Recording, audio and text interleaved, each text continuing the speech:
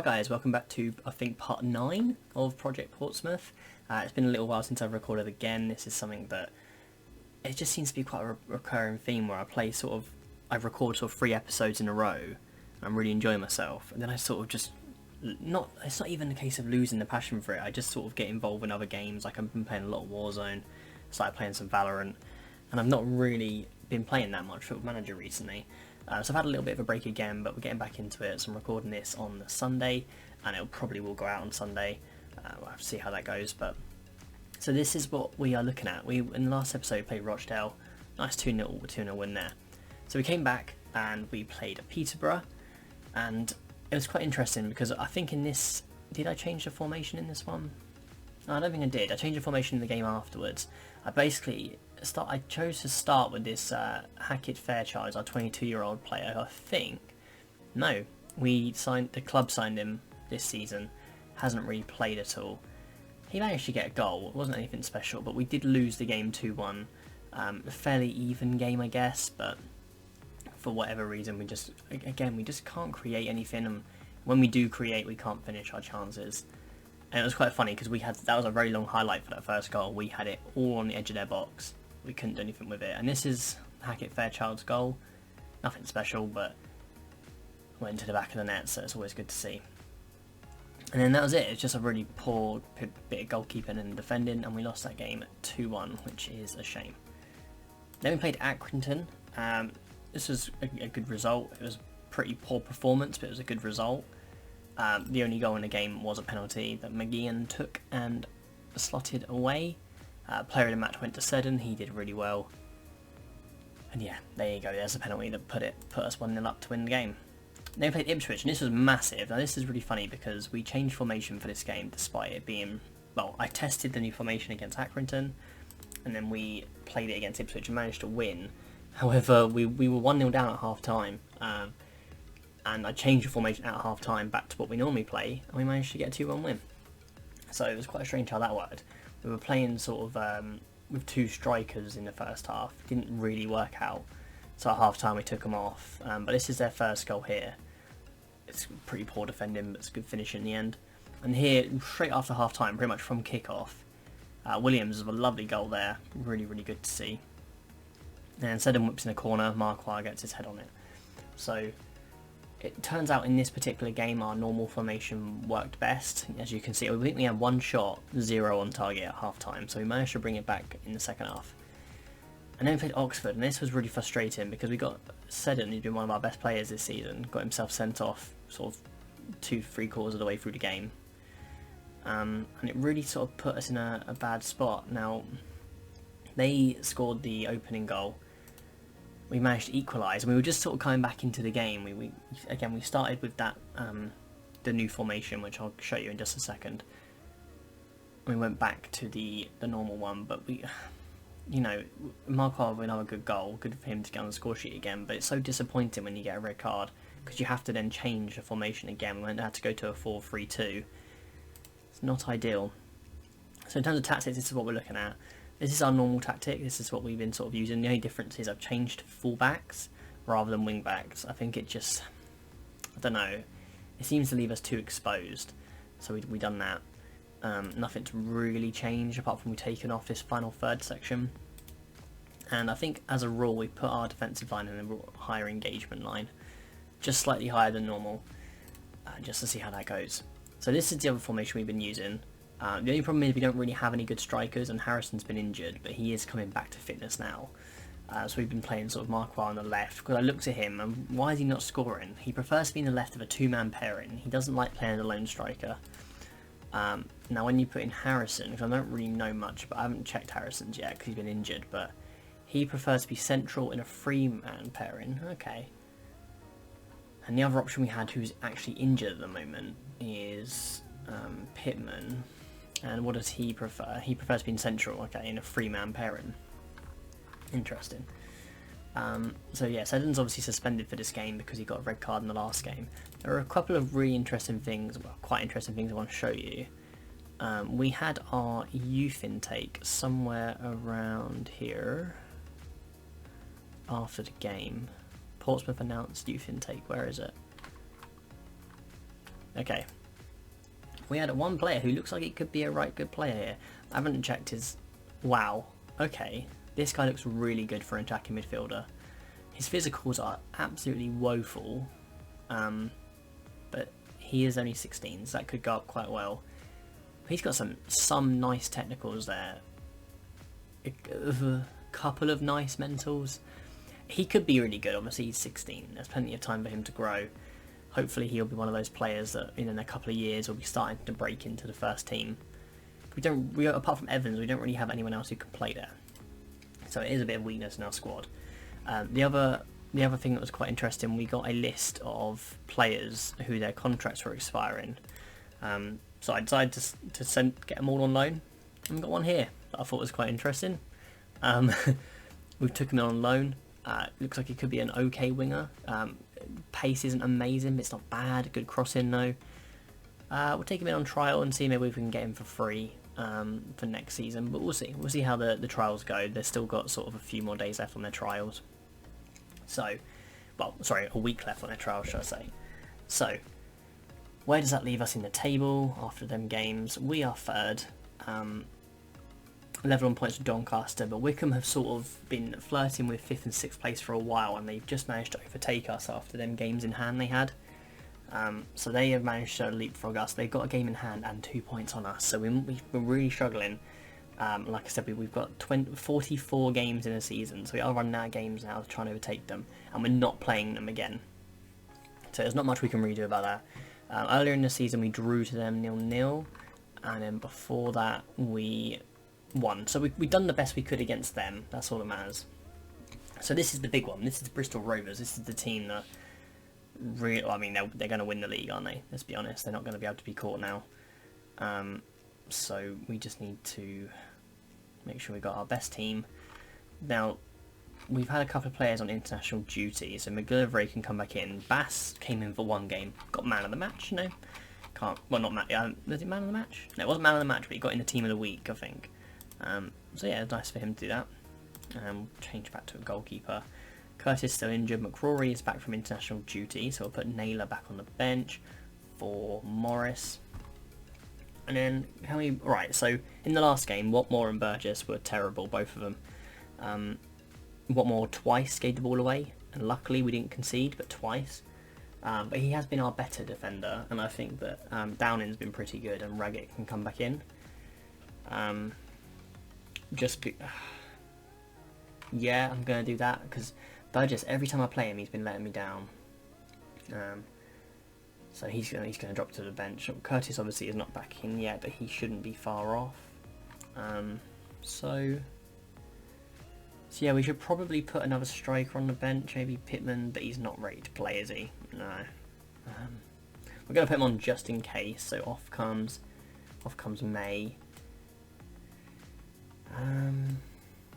Yeah, I think that's what we're going to go with. I'm not too sure. I'm going to stick with this formation to begin with, but I need to make sure we've got a good enough bench so we can switch Harness on the right, Evans on the left. Yeah, if we need to switch back, we've got the personnel to do so. So let's do this. Let's go into the game against Bristol Rovers. This is the hardest game of the season in theory. We might find that we get to half time, we're getting absolutely battered. That could happen. Oh, 5th minute of the game. Arguably one of our best players. Not so much in the last few months, but generally speaking, one of our best players. And he's got himself injured, which is perfect. But Naylor comes on. He's a suitable replacement. He just hasn't got the physicals for that box-to-box role. We'll have to play as just a central midfielder. Don't really know what the difference is. I think central midfielder just stays a bit more central, whereas box-to-box will go... I feel like I'm just reiterating the obvious, but obviously box-to-box is from one box to the other. Central midfield maybe just a little less so, backwards and forwards, a bit more central. But hopefully we can do a job, because it's... is it going well so far? Hard to tell. Again, would we be doing better with our normal formation? Maybe. We've got maybe less possession than we normally would, but it's still nil, so no complaints. I think we will probably change it at half time because we're not creating anything. I'm just scared that we can make a change and it all goes wrong. Cause who knows? Maybe if we use our normal formation, we'll be getting absolutely battered right now. Can we create anything from here? Oh, okay. We've created a good opportunity there. Unfortunately, Harrison couldn't finish it. Bit lacking match sharpness might have had to do with that. But, come on. Half time. Passionately. Go out there and give the fans their money's worth. Alright. Do we want to change this? I'm going to switch these two around. Because neither of them are having a particularly good game, so hopefully switching them will help. We are going to change. I'm going to leave Marquardt wrong because Harrison's not got the match sharpness to carry on the whole game.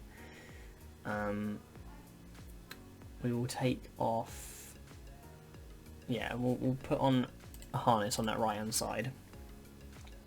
Like I said, we need to change these back to these, and McCrory should be a ball-ready midfielder. And yeah, do we go like that?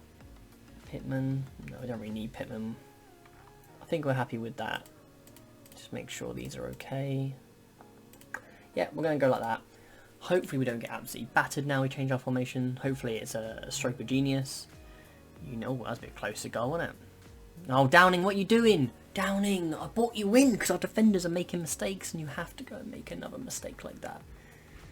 Oh, so annoying. Our defenders keep making mistakes. I don't know if we need to play out defence on, because it's happening nearly every game. It's not always leading to goals, but every single game a highlight like that happens. Sometimes they score it, sometimes they don't. So frustrating. We need to get a win, really. Oh, Harness with an okay effort there. We need to win this game. Although, before the game we'd probably be happy with a draw maybe, like earlier in the season. We need to make sure we can try and leapfrog Wycombe into that second place spot. We need that automatic promotion. We've not been playing well enough against the top 6 sides to go through playoffs. Oh, okay, Marquardt, that pressing forward. Can you do anything with it? Probably. Yes, he can. I shouldn't have doubted you, Marquardt. You have been actually in quite good form recently. I had a word with him a couple of weeks ago and said you've not been scoring, we might have to drop you. And to be fair, ever since then he's been putting in the goals, so that is really good to see. I don't know whether the change at halftime helped. I think it has. If you look at the statistics in terms of shots, we've been doing a lot better. Back to what we know. But who knows? Maybe that's not the reason. Maybe they've sort of got complacent. I don't know. But what can we do here? So obviously we're not going to change the striker. Marquardt isn't going to come off now, but we can't really change the midfield. We can put Evans on. I think that might be a good idea. Yeah, I think we'll leave it like that. Don't want to change anything else really. Quite happy with that. Fingers crossed if we can show some passion for the last 5 minutes, lads. Come on. Alright, okay, alright. Not ideal, but not the worst result in the world. We're unlucky. I'm not going to say disappointing, because it may have just been me. It might have been my tactic that we decided to play that let us down there. So obviously, Wycombe looked like they lost their game. Yeah, they lost 2-1, which gives us a bit of an opportunity. They got a game in hand still, but they're only 1 point ahead of us now. So it's not completely out. Okay, youth candidates drew against our under-18s. That's quite reassuring for our under-18s. And this is awful. This is awful. McGeehan is out for 5 to 6 weeks. 7.02 average rating, very good. Don't worry about your injury. Alright, won't get the better of him. Keep your head up. Okay. Benjamin. We are going to sign you. You look quite good. Yeah. Is there anyone else that looks alright? Nah. I mean, they're only 16, 17, aren't they? So, you never know. So that is going to be that. Like I said, we've put us in that, still in that 3rd position. Who have we got left? Who do we have left this season? We've got Rotherham in 7th, Blackpool 9th, Southend 20th, Burton 22nd. We've got 2 tough games, although all our 2 low end of the table teams, Southend and what have I done? Southend and Burton. They are away games, but I'm confident we should be able to win those two. Although, but did we lose to Burton? We did lose to Burton early in the season. Okay, regardless, I actually want one real quick thing to mention before I forget. I was asked to check out Ryan Edmondson, who obviously I am sort of aware of from the Leeds save. I have scouted him. He looks really good. We can't afford anywhere near what we can get for him, but we could look to loan him. He looks good, honestly. He looks like a really good striker. He prefers to be in the right of a two-man pairing or the middle of a three-man grouping. So he could be really good. Capped under 20 level as well, really nice for an 18-year-old. So I think what we're going to do is we're going to try and loan him next season. We won't be able to do it until the transfer window opens, but I'm keeping my eye on him. But that's going to be it for this episode. Like I said, I believe it's episode 9, I didn't actually check, because I'm very unprofessional, and I'm just having a laugh. So, if you did enjoy, please leave a like on the video. Again, I've been very inconsistent with the uploading. I think it's just, getting back to working 5 days a week in the office. It's been a bit difficult, physically and mentally, but just trying to keep it up, trying to get into rhythm. I'm going to record the next episode straight after this as well. What am I going to record, though? We are going to... I'm going to play Rotherham and Blackpool off camera, and I'm going to come back for Southend and Burton on camera. I'm going to play these now, or at least today. So unfortunately, if you do leave any comments, won't reach me for the next one. But there'll be sort of an end of season wrap up, or if we end up in the playoffs, which I think we probably are going to have to go through the playoffs to catch Wickham. Obviously, Rotherham aren't going to catch us, but if we're going to catch Wickham, let's have a look who they've got. I keep digressing. They've got Southend in 20th, Wimbledon in 23rd, 8th place Lincoln, 19th place Gillingham, and 16th place Accrington. I don't think they're going to drop many more points. They're probably going to lose away to Lincoln. That might be all they lose. So that's going to be it for this episode. I hope you have enjoyed. Please leave me any feedback. I'd really appreciate it. Take care and goodbye.